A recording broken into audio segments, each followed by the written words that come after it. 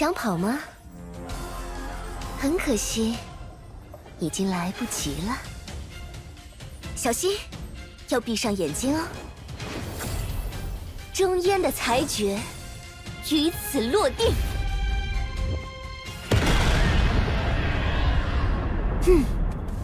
漂亮的一击。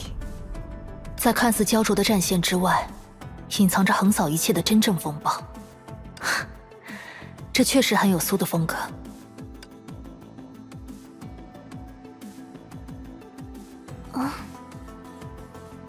米斯特林，你之前不是说自己心有余而力不足吗？可刚刚那一击，中烟的裁决，究竟是怎么回事？我不过是配合某个来自奇异维度的计划，让自己再次成为了靶点而已。至于究竟发生了什么，呢？你不妨自己确认一下。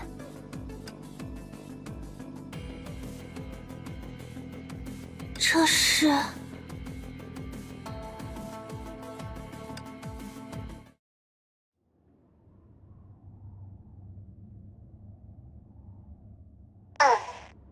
到这里就可以了。提安娜·卡斯兰娜。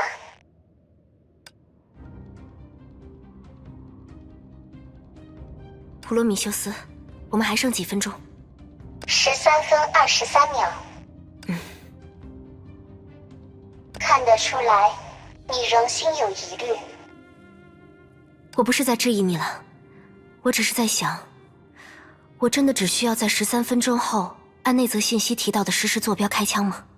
考虑到米斯特林先前的任务是潜入能量洪流，直抵缩的所在，我有理由认为此刻的他已经成功了。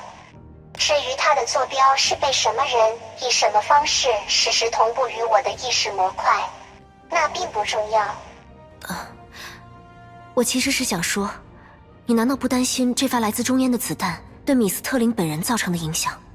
没关系，这不过是那场赌博的延续罢了。我相信他。况且，凭借米斯特林和其他人此前的付出，按照我获得的那个神秘坐标测算，我们的成功率已经达到了99%。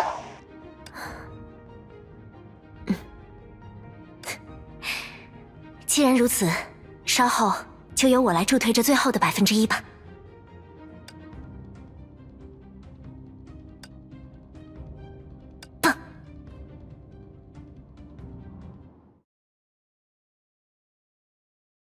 这个人的颜色是温暖而纯粹的白色，像太阳，也像月亮。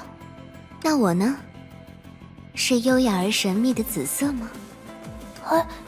你怎么知道？我猜的。只能说，这的确是一场听上去万分惊险的尝试。但凡出现一丝差错，我们都将面对不可挽回的结果。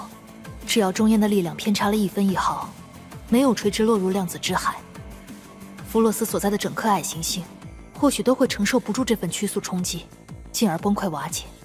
除了苏之外，恐怕真的没有人敢于使用这样一枚贯穿了整个太阳系的超光速子弹。不过，除了你的那位朋友，17号也总是喜欢给我出难题呢。你瞧，这边的事情才刚结束，我就又要为了履行承诺，为他的新名字而烦恼了。崩坏意志，明明是个恰如其分的好名字啊。所以米斯特林，我们现在算是彻底消灭了苏吗？可能还差一点。毕竟，他的根须早已遍布量子之海，而提安娜的一击，也只是帮我们消灭了他露出海面的部分。那没关系，格雷修，这样足够了。以我们之前对苏的理解而言，这一击恐怕会让他永远也不敢靠近地球和弗洛斯。当然，如果他还不死心，那便来吧。毕竟地球的神明，以及我们此刻倚靠的天眼，可都是相当可靠的。